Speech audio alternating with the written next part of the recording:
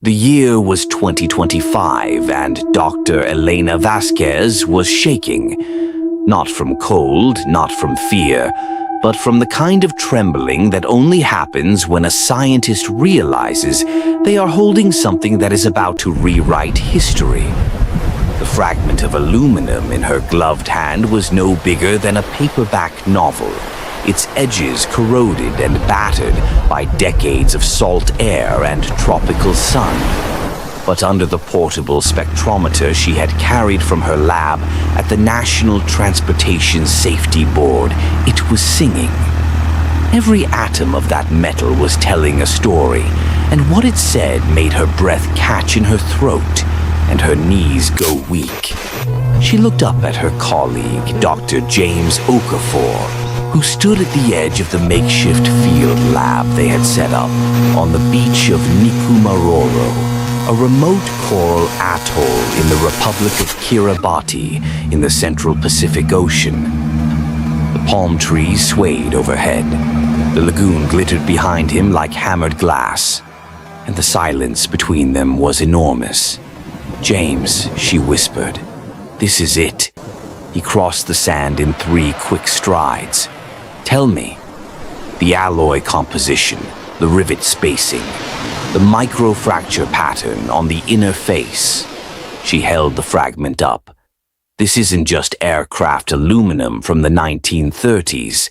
The digital fingerprint matches the repair log. James, someone patched this panel in Burbank in March of 1937, and the patch job was unique. They used a slightly off-spec aluminum sheet because they were in a hurry. There is only one aircraft in the entire historical record that had this exact repair done in that shop, in that window of time." James stared at her. You're saying..." "I'm saying this came from Amelia Earhart's Electra." Neither of them moved for a long moment. Outside, the Pacific wind moved through the coconut palms with a low, mournful sound, almost like breathing. In the distance, a frigate bird wheeled high against the blue sky, indifferent and ancient. The same bird that would have watched from above on July 2nd, 1937, when everything the world thought it knew about the most famous disappearance in aviation history first began to go wrong. This is the story of what really happened and why it took the world nearly 90 years to understand it. To appreciate what Dr. Vasquez and her team discovered on that beach, you first have to understand what the official story got wrong. For decades, the accepted version of events was clean and tragic.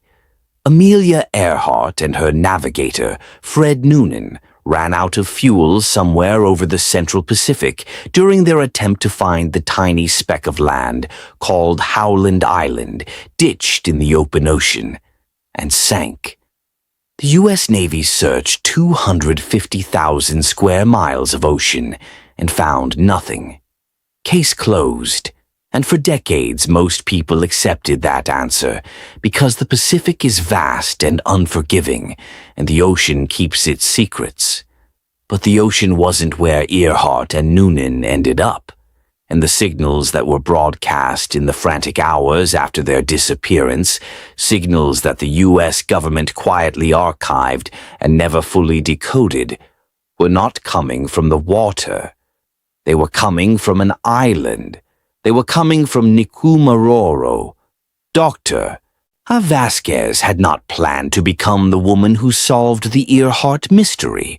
She had spent the first 15 years of her career doing forensic analysis of commercial aviation accidents, determining from wreckage what had happened, when, and why. She was good at it. She was methodical, detail-obsessed, and almost pathologically reluctant to reach a conclusion before the evidence demanded one. But in 2023, a colleague at the NTSB had passed her a digitized file, a collection of radio transmission records from July 1937 that had been sitting in a National Archives box for 86 years, never properly analyzed, because the technology to properly analyze them simply had not existed. The signals were fragmentary, distorted, and frustratingly incomplete. But with modern signal reconstruction software, Vasquez and her team spent 8 months rebuilding them, layer by layer, like archaeologists brushing soil from a buried city. What emerged was not a clean picture. It was a series of partial transmissions, some in Earhart's voice, some in the distinctive code patterns of Noonan's radio shorthand, all broadcast on the emergency frequency 3,105 kilohertz, all originating from a fixed location in the Phoenix Island group. The location triangulated to Nikumaroro. Even then, Vasquez was cautious. The triangulation data was not airtight. The transmissions were damaged. She knew that other researchers had pointed to Nikumaroro before. The International Group for Historic Aircraft Recovery, known as TIGHAR, had been excavating the island for years and had found tantalizing fragments of evidence. She reached out to TIGHAR's database, or cross-referencing everything they had found with everything her acoustic analysis of the signals was telling her. And slowly, painfully slowly, a picture assembled itself. Now she was on the island. Now she was holding the aluminum fragment. And now the picture was not tantalizing anymore. It was undeniable. "We need to call Washington," James said quietly. "Not yet." Vasquez set the fragment down carefully in its evidence tray. "Not until we understand the whole story, because if I call them now, this becomes a press conference before it becomes a scientific paper. I need the rest of it first." She looked inland toward the thick vegetation that covered the interior of the atoll. The biological evidence, the campsite, whatever is deeper in. James followed her gaze. "You think there's more?" She was sending radio signals for days after the disappearance, James. Days. She wasn't just surviving. She was fighting. Whatever she left behind isn't just on the beach. He was quiet for a moment, then nodded slowly. "All right. We go deeper." But before they did, before we follow them into the interior of that extraordinary island, we need to go back to the beginning. Because to understand what Amelia Earhart did after she landed on Nikumaroro, you have to understand who she was before she took off on that final flight. And she was not simply a brave woman in a plane. She was one of the most formidably prepared, stubbornly determined, technically knowledgeable aviators of her generation, and every one of those qualities is why she survived as long as she did.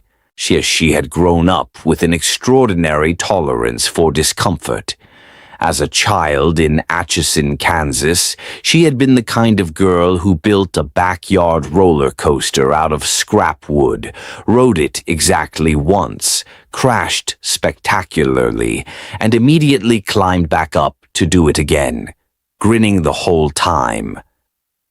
By the time she took her first airplane ride at a county fair in Long Beach in 1920, at the age of 22, she already had a fundamental understanding of risk that most people spend their whole lives trying to avoid. It wasn't recklessness. It was a specific, clear-eyed willingness to accept calculated danger in pursuit of something that mattered. She was 24 when she bought her first plane, 28 when she crossed the Atlantic as a passenger, 34 when she crossed it alone, through fog and icing conditions so severe that the altimeter failed, and she spent several terrifying minutes in a spiral dive over the cold North Atlantic before she managed to pull out and recover. She landed in a farm field in Northern Ireland, stepped out of the plane, and told the astonished farmer who came running over that she had come from America. He said that was a very long way. She agreed and asked if he knew where she could get some tea. That was Amelia Earhart, unflappable in the face of disaster, methodical under pressure, already thinking about the next step while most people would still be shaking from the last one. Fred Noonan was her equal in many ways. A former Pan American Airways navigator with an exceptional reputation. He had charted some of the first trans-Pacific air routes over an ocean so vast and featureless that celestial navigation was the only reliable tool. He knew the Pacific the way a musician knows a difficult piece, not just intellectually, but in the body, in the hands, in the specific and practiced knowledge of where the hard parts were. His weakness was alcohol, which had cost him his position at Pan Am and would later become the subject of much unfair speculation about his role in the disappearance. But on the world flight, the records suggest he was sober and sharp. They had taken off from Lae, New Guinea on July 2nd, 1937, at exactly 00 Greenwich Mean Time. The Lockheed Electra 10E they were flying, registration NR16020, nicknamed the Flying Laboratory by the press, was loaded to near its maximum weight with fuel. The weather over the Central Pacific was reported as variable, with some cloud cover anticipated near Howland Island, their next destination. The flight plan called for approximately 18 hours of flying time. What happened in those 18 hours is one of aviation history's most analyzed and debated sequences. The radio communications between Earhart and the Coast Guard cutter Itasca, which was stationed near Howland Island to guide her in, deteriorated badly during the final hours of the flight. The transmissions from the plane were too brief for the Itasca to get a reliable direction-finding fix. Earhart's voice on the radio grew increasingly tense. The last confirmed transmission at 8:43 local time included the words that became famous. "We are on the line of position 157-337. We will repeat this message. We will repeat this on 6,210 kilohertz. Wait. Listening on 6,210 kilohertz. We are running on line north and south." Then silence. Then 8 days of desperate, futile Navy searching. Then a declaration of death. Then 88 years of mystery. Except the mystery was never really about what happened in the air. The real mystery, the one that Vasquez and her digital reconstruction of the signals was now resolving, was about what happened after the plane came down. Because Earhart did not ditch in the ocean, she found land. The reconstruction of the emergency landing on Nikumaroro's flat coral reef is one of the most extraordinary pieces of forensic aviation work in recent history, and Dr. Vasquez's team spent months on it before they ever set foot on the island. The key was the tide tables. Nikumaroro sits at the northern edge of the Phoenix Islands, and its western reef is famously flat, a long, shallow ledge of coral and sand that at low tide extends outward for hundreds of yards and becomes essentially a natural runway. On the morning of July 2nd, 1937, the tide on the western reef of Nikumaroro was at its lowest point of the day at approximately 8:30 local time, almost precisely the window during which Earhart's plane would have been searching for land. The Electra was a large aircraft for its era, but it had a relatively low stalling speed and sturdy landing gear. Earhart was an extraordinarily skilled pilot. The math, when Vasquez ran it, was not comfortable. It was not a scenario any sane person would call safe, but it was survivable. A gear-up landing on the reef, in the calm early morning conditions that weather records showed for that area on that date, could have left the fuselage intact. The plane would have been damaged. The landing gear would very likely have been destroyed or retracted. But the cabin, the radio, the emergency supplies, these could have survived. And that was the key to everything. Because if the radio survived, Earhart could transmit. And if she could transmit, the signals that had baffled investigators for decades suddenly made complete sense. The pattern of the transmissions is the thing that tells us the most, Vasquez explained to James one evening as they sat at the edge of the beach, going over her notes by lamplight while the Pacific darkness pressed in around them. The air smelled of salt and coconut and the faint volcanic mineral smell of the reef. Look at this. The signals come in clusters, concentrated in specific windows of time. Early morning, late afternoon. Why?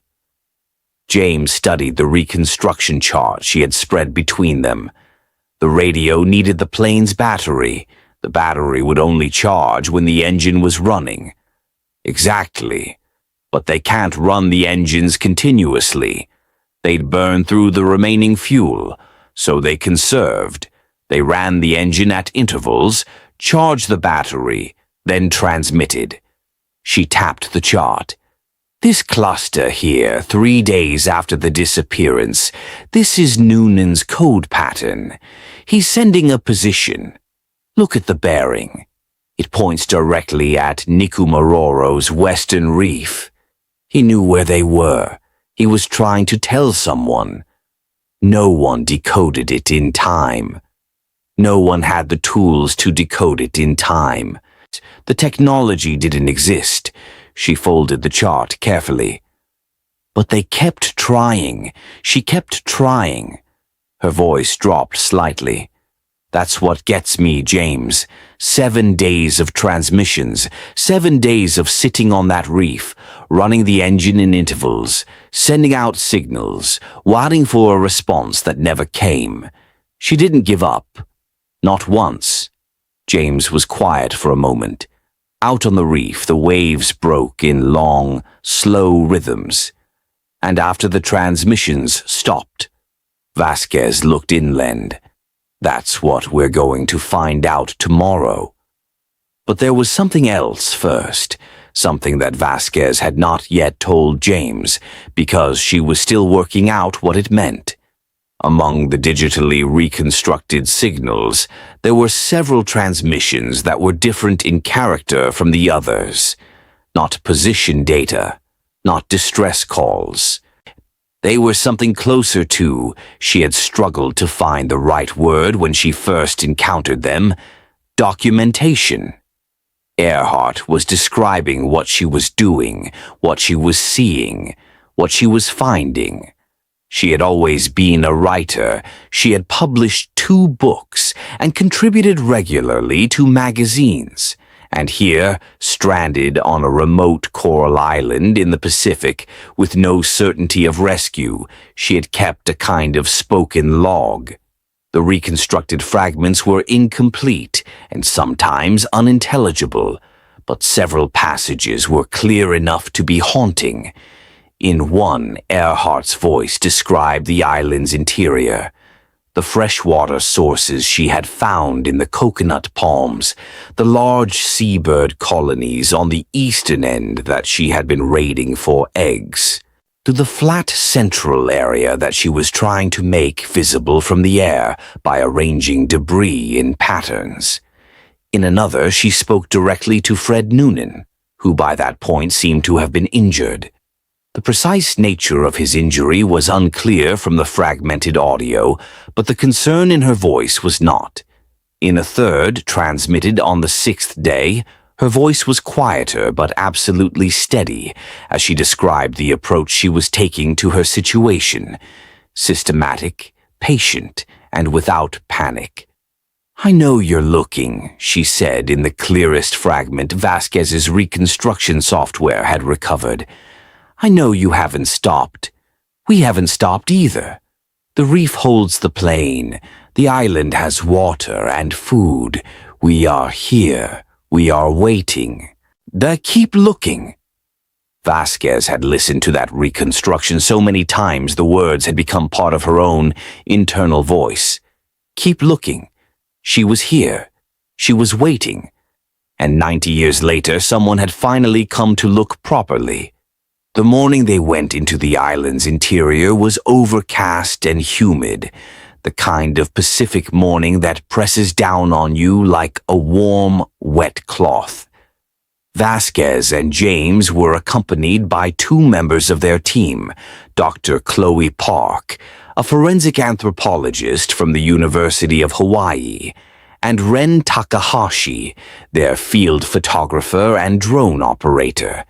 They moved carefully through the dense scrub vegetation, Chloe leading with the GPS unit, following coordinates derived from a combination of historical TIGHAR survey data and the directional information embedded in several of Earhart's spoken transmissions. She mentioned a clearing, Vasquez said as they pushed through a stand of particularly dense scaevola scrub. About 200 meters inland from the reef, near a cluster of wren trees. She said she had been gathering materials there. Gathering materials for what? Wren asked from behind her. She didn't specify in the fragments we recovered, but she was systematic about it. She mentioned it more than once. They broke through the scrub into a small clearing, and Chloe stopped so abruptly that Vasquez nearly walked into her. "There," Chloe said softly. It was subtle enough that you could have walked past it 100 times without seeing it. But to a forensic anthropologist, it was a lit sign. The vegetation in the clearing was different. The ground cover had a different texture and density than the surrounding scrub. The result, Chloe explained quickly, of soil disturbance that had happened decades ago and had been colonized by slightly different plant species as it recovered. At the center of the clearing, a cluster of wren trees stood in a loose circle, their roots pushing up through the coral substrate in thick, gnarled ropes. And at the base of the largest tree, mostly hidden under years of accumulated leaf litter and root growth, were objects. Chloe was already pulling on nitrile gloves. She knelt carefully at the base of the tree and began clearing the litter away with the practiced gentleness of someone who had spent a career excavating things that weren't supposed to survive. What emerged, piece by piece, was a collection that made the clearing feel suddenly very loud with meaning, despite its absolute physical silence. A section of aluminum tubing, clearly structural, the kind used in aircraft of the 1930s. A glass bottle broken at the neck of a type manufactured in the United States in the mid-20th century.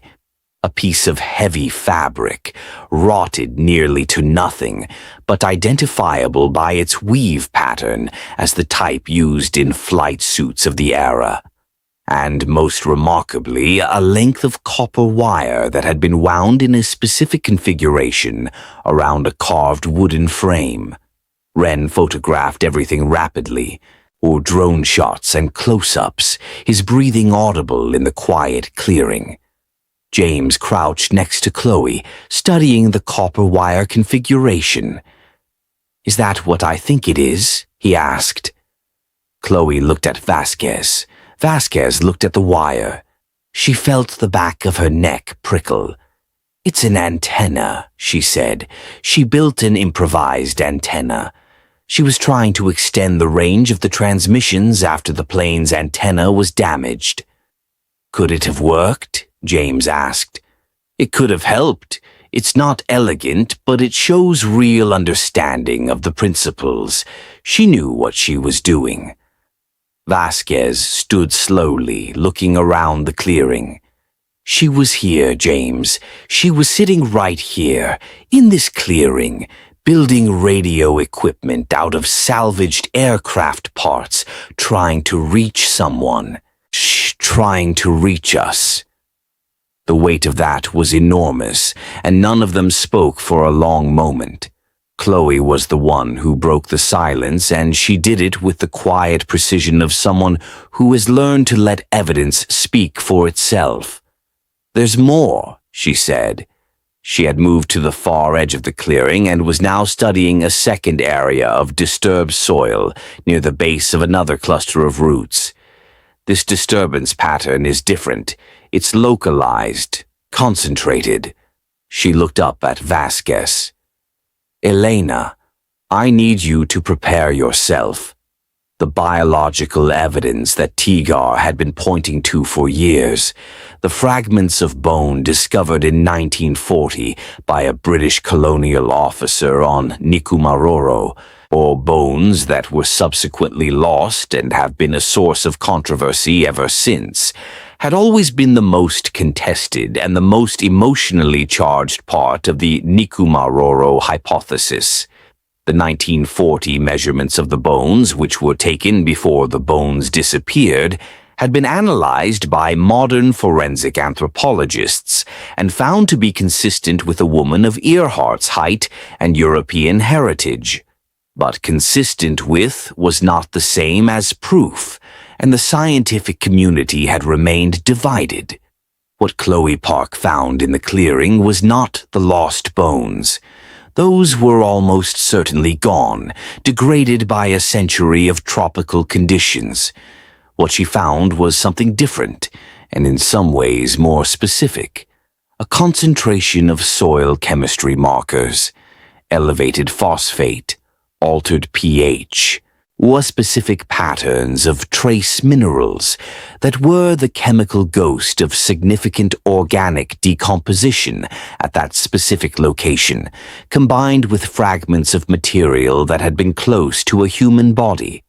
A rusted metal buckle of a type used in aviation harnesses in the 1930s, a length of leather strap, and pressed deep into the soil beneath a root, so deep that Chloe had to use a probe to locate it.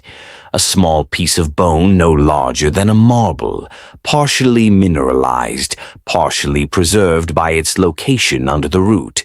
Chloe held it up to the light carefully. Metatarsal, small but large enough for analysis. She looked at Vasquez. "If there's extractable DNA..." "There might not be," Vasquez said. 90 years of tropical conditions." "I know, but the location, the depth, the soil chemistry protecting it." Chloe's voice was controlled, but her eyes were bright. "It's possible, Elena. It's actually possible."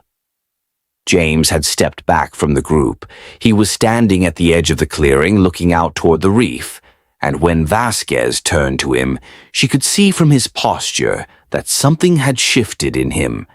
He had been skeptical, professionally, appropriately skeptical, from the beginning of this project. He had followed the evidence with her, but always with one eyebrow metaphorically raised, always with the healthy reserve of someone who had been fooled before by promising evidence that turned out to mean nothing. But now, in this clearing, with the aluminum patch and the antenna and the chemical signatures and the bone fragment all converging, his posture had changed. He looked like a man who has just seen something he can no longer argue with. "She made it to the island," he said quietly, not as a question. "She made it to the island," Vasquez confirmed. "She survived. For days. She was building things, sending signals. She wasn't..." He stopped, tried again. "She wasn't just a wreck in the ocean. She was here. She was active. She was fighting." "Yes." He turned from the reef to look at Vasquez directly. His voice, when he spoke, had a quality she had rarely heard from him, something raw and uncalculated. "Why didn't anyone come?" It was the question that had been sitting under everything since the moment Vasquez first began to reconstruct the signals. The question that would haunt the scientific paper she was already drafting in her mind. The question that had no comfortable answer. The signals were there. The transmissions on the emergency frequency were real. Modern analysis had established that beyond reasonable doubt. Multiple credible civilian reports of hearing transmissions from Earhart's call sign in the days after the disappearance were on record. People with radio receivers across the Pacific, and even in some parts of the continental United States, reported picking up signals that the authorities had dismissed as wishful thinking or misidentification. The U.S. Navy's search had concentrated on the ocean because the ocean was where the last confirmed position placed the plane, and because in 1937 the concept of a landing on a remote reef was considered far less likely than a water landing. There was also the technological gap. The direction-finding equipment available in 1937 was not sensitive enough to triangulate the weak, intermittent signals coming from a portable radio on a low-fuel battery. The math that Vasquez's team had done with 21st-century computational tools would have been simply impossible in 1937. No one could have done what her team did. No one could have known. But the signals were there. They had always been there, archived, preserved, waiting for the technology and the will to understand them. Keep looking. She was here. She was waiting. They couldn't, Vasquez said finally. They didn't have the tools. They were doing everything they knew how to do with what they had. She paused. That's why we're doing this now. That's why it matters to get this right. She looked at the clearing, at the disturbed soil, all the chemical signatures, the improvised antenna, the careful evidence of a person who had been systematically, intelligently, courageously fighting to survive and to be found. And she felt something that she did not normally allow herself to feel in the field. A scientist doing forensic work cannot afford too much emotion, because emotion is the enemy of precision, and precision was what Amelia Earhart's story deserved after all these years. But standing in that clearing on Nikumaroro, in the warm and heavy Pacific air, Elena Vasquez allowed herself to feel, just for a moment, the full weight of what she was looking at. Not a mystery. Not a legend, not an icon.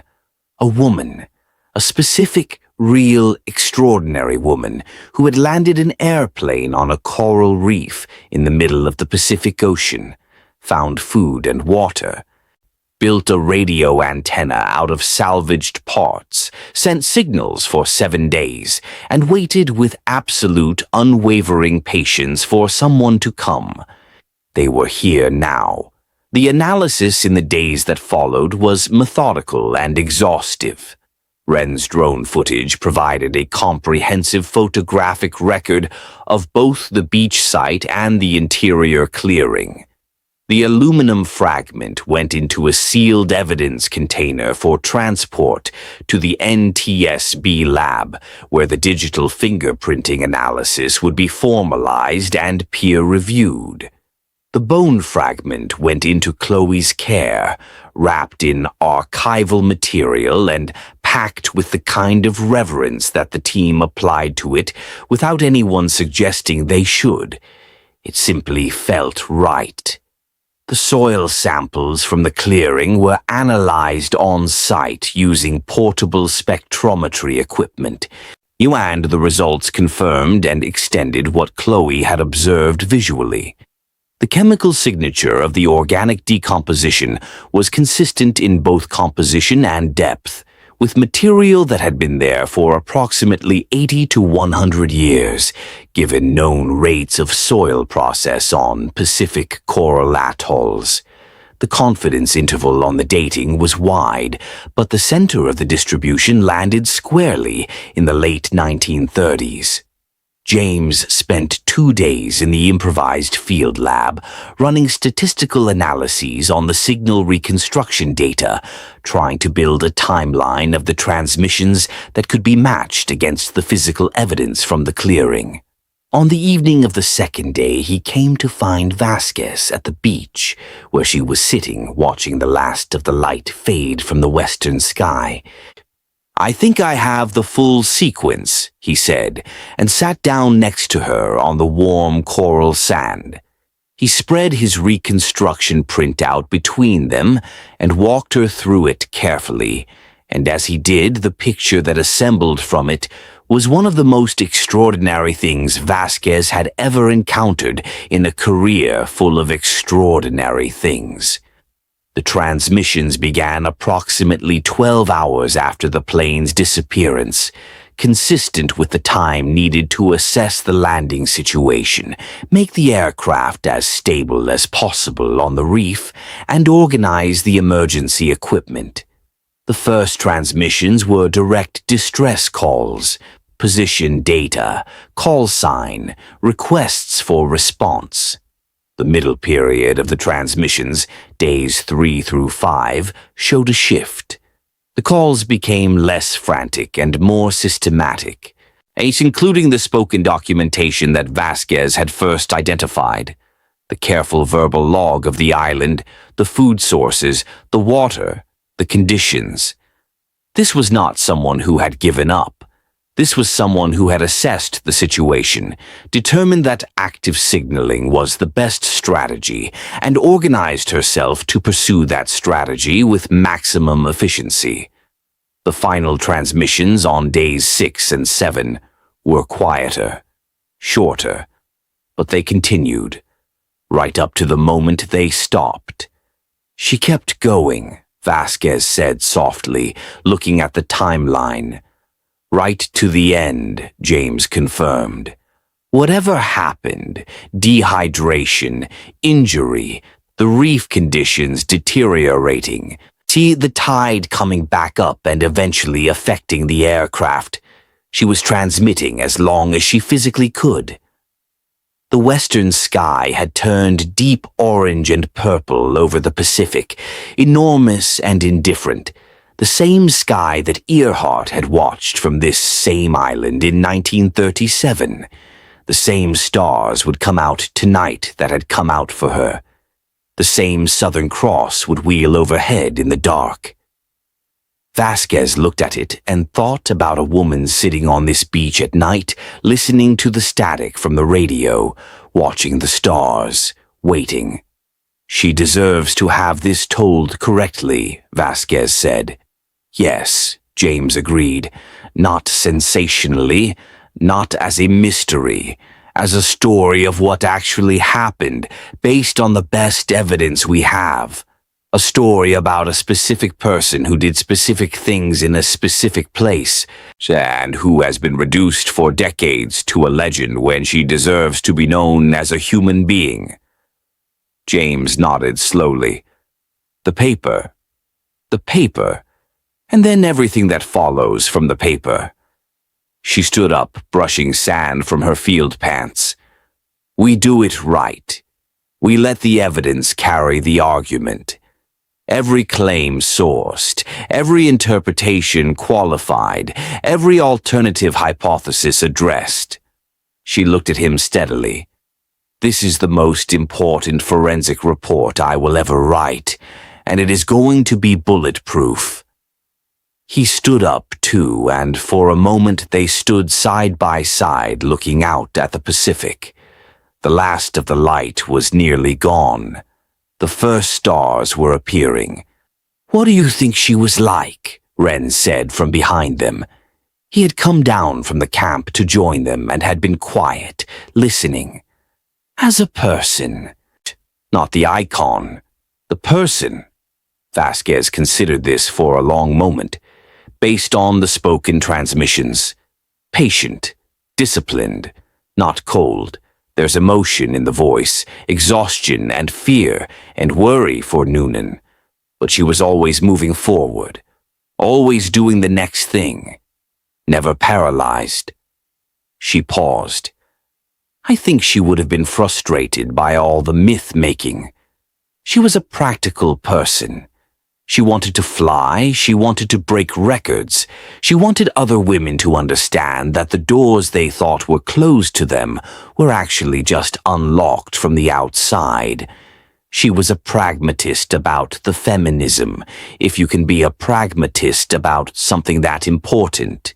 She just did it and let the doing speak. She turned from the ocean to look back at the island, at the dark palm shapes against the purple sky, the faint white of the reef in the gathering dusk, the island that had been waiting for 90 years with its extraordinary secret. She would have wanted us to be accurate, Vasquez said. She would have wanted us to be precise. She would have wanted the story told in full, not just the spectacular parts, but the difficult parts too, the 7 days and what they cost, and what they revealed about who she was. She looked at Ren. That's what we're going to do.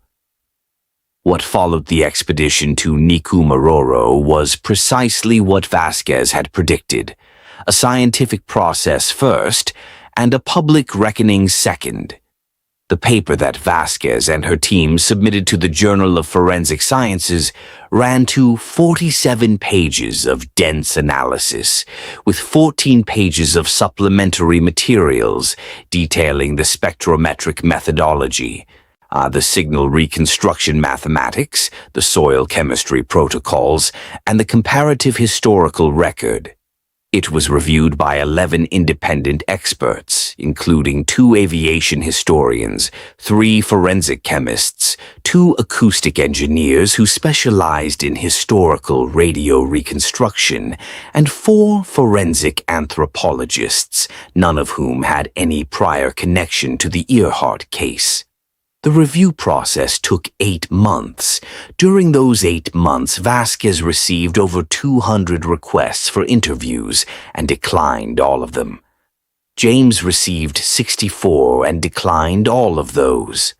Chloe Park, who was responsible for the bone fragment analysis that was simultaneously being processed by 3 independent DNA laboratories using the most advanced ancient DNA extraction techniques available in 2025, declined to speak to anyone outside the review process at all. The DNA results came back while the paper was still under review. 2 of the 3 laboratories reported insufficient genetic material for definitive profiling. The 90 years of tropical conditions had been as destructive as anyone had feared. But the 3rd laboratory, using a new probabilistic reconstruction methodology that had been developed for archaeological applications, returned a result that was not a match and not a non-match, but something more nuanced and more defensible. A statistical analysis indicating that the mitochondrial DNA profile of the bone fragment was consistent with a Northern European female ancestry profile, and that a specific set of genetic markers was shared with living maternal line relatives of Amelia Earhart, who had participated in the reference sample database. The confidence interval was not as tight as any of them would have wished, but it was significant, it was real, and in combination with everything else, it was the final piece of a picture that was now, at last, complete enough to present to the world. The paper was published on a Tuesday morning in March 2025, and by Tuesday afternoon, it was the most discussed scientific publication in the world. The aviation community was the first to respond because the technical analysis of the aluminum patch and the Electra's repair records was so precise and so well documented that it was essentially unassailable. The NTSB issued a formal statement acknowledging the findings and committing to a full review of the historical record. The U.S. Navy, whose 1937 search records Vasquez had been working with as part of her analysis, released a statement that was careful in its language but clear in its intent. The new evidence warranted serious consideration and further research. The wider world's response was louder, messier, and more emotional. Within 48 hours, Nikumaroro was being described in headlines from Tokyo to Toronto. Within a week, Vasquez was being asked to testify before a Senate subcommittee on historical aviation records. Within a month, 3 separate documentary film crews had applied for permits to visit the island. The Republic of Kiribati had announced plans to formally recognize Nikumaroro as a site of historical significance, and 2 publishing houses had offered Vasquez book deals that she had politely declined on the grounds that she had a second paper to write. Because there was a second paper. The first paper was about what had happened. The second was going to be about what it meant. Not scientifically, but historically.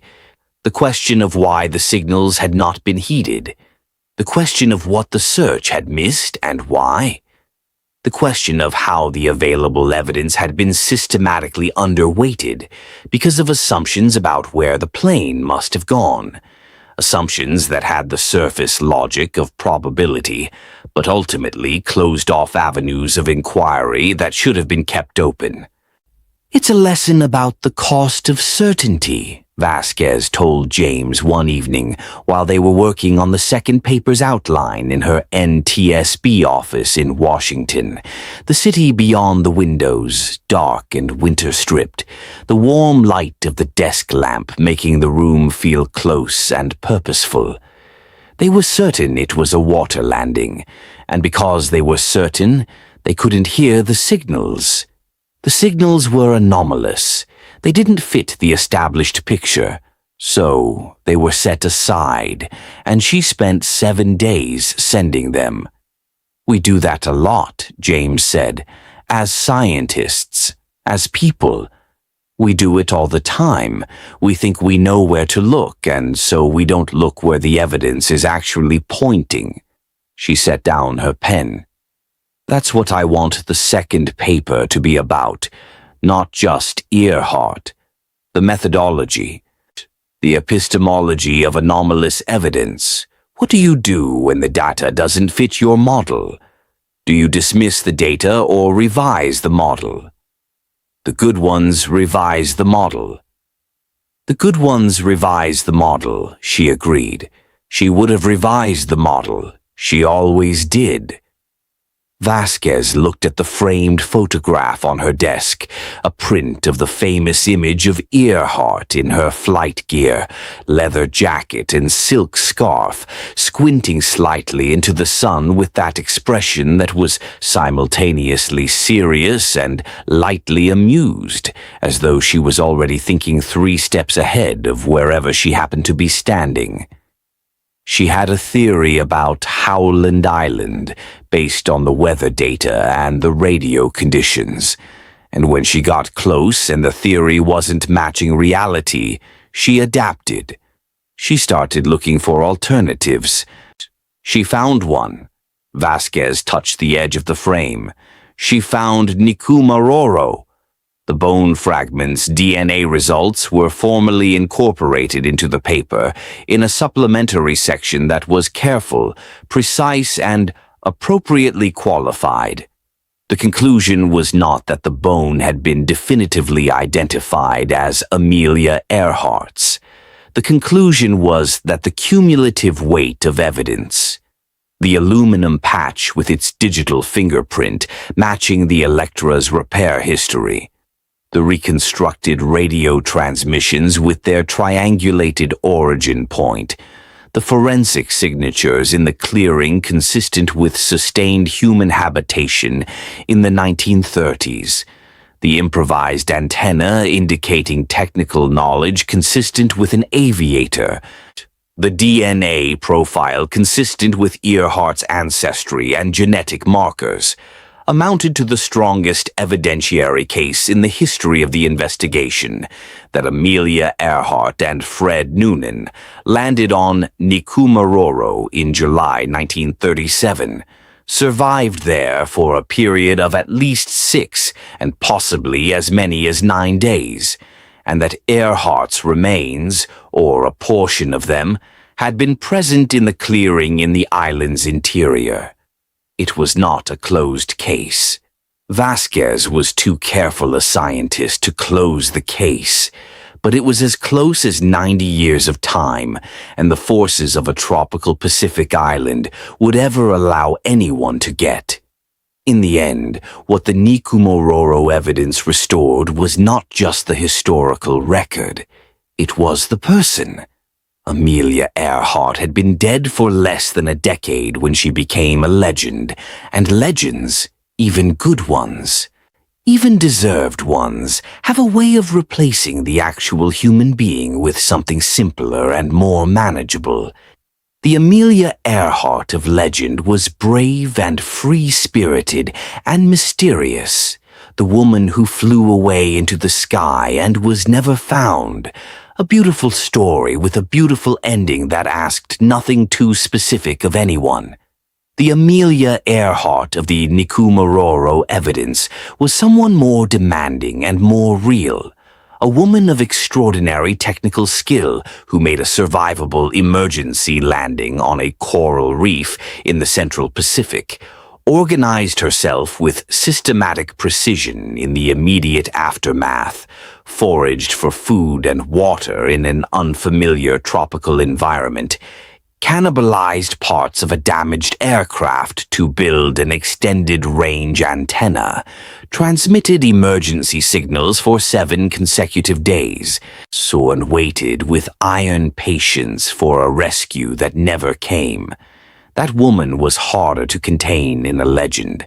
That woman was a specific argument about what a human being at the absolute limit of circumstances can actually do when they decide not to give up. Chloe Park, who had been quieter than the others during the public aftermath of the paper's publication, said it best in the one interview she agreed to give, to a science podcast with an audience of several 100,000 people who deserved to hear it plainly stated. What we found on Nikumaroro tells us something very specific about Amelia Earhart's character, under conditions that would have broken most people, Chloe said. She landed a plane on a reef in the middle of the Pacific. She assessed her situation, established that she had resources, and immediately began systematic action to improve her chances of rescue. She documented everything. She adapted her equipment. She kept sending signals. For 7 days. Chloe paused. She didn't dissolve. She didn't collapse. She did the next thing, and then the next thing after that, all the way to the end. I've spent my career with evidence of what human beings do in extreme circumstances, and I want to be very clear. What she did was exceptional. Not because she was an icon, because she was a person who decided, in the worst possible situation, to keep going. On the day the second paper was submitted, Dr. Elena Vasquez went back to look at the photograph on her desk one last time before she put it away. She had made a private decision, which she had mentioned to no one, to take it down once the work was finished. Said not because she was done thinking about Earhart, she would never be done thinking about her, but because the photograph had served its purpose. It had been a reminder, through all the long and painstaking months of the work, of the person behind the puzzle. Now the work was done, and the person had been given back to history, and Vasquez thought Earhart deserved to exist in the mind as herself rather than as a motivational image on a scientist's desk. She looked at the photograph for a long moment, the squinting, serious, lightly amused face, the flight gear, the sense of someone who was already thinking about the next flight, the next horizon, the next thing the world had told her couldn't be done. She thought about the clearing on Nikumaroro, the improvised antenna, the spoken transmissions, the 7 days. She thought about the Pacific at night, the Southern Cross wheeling overhead, the waves on the reef. Keep looking. She was here. She was waiting. "We found you," Vasquez said quietly to the photograph. "I'm sorry it took so long." She turned off the desk lamp, picked up her keys, and walked out into the cold Washington night. The work was done. The story was told. And somewhere in the Pacific, on a flat coral reef washed by warm water and covered with the shadows of palm trees, the island kept its long, quiet watch over a place that history had finally, 90 years late, learned to see. If this story moved you, if it made you feel the weight of those 7 days on that island, then you are exactly the kind of person this channel exists for. Hit the subscribe button right now. Every week we bring you stories exactly like this one, where science meets history and the truth turns out to be more extraordinary than the legend. Drop a comment below telling us what you think Amelia Earhart was thinking on that 7th day, because I genuinely want to know. And if you know someone who needs to hear this story, share it. The best way to honor Amelia Earhart's belief that things worth doing are worth telling is to make sure this one is heard. Like this video, subscribe to the channel, and we will see you next time with another story that history got wrong. Until now.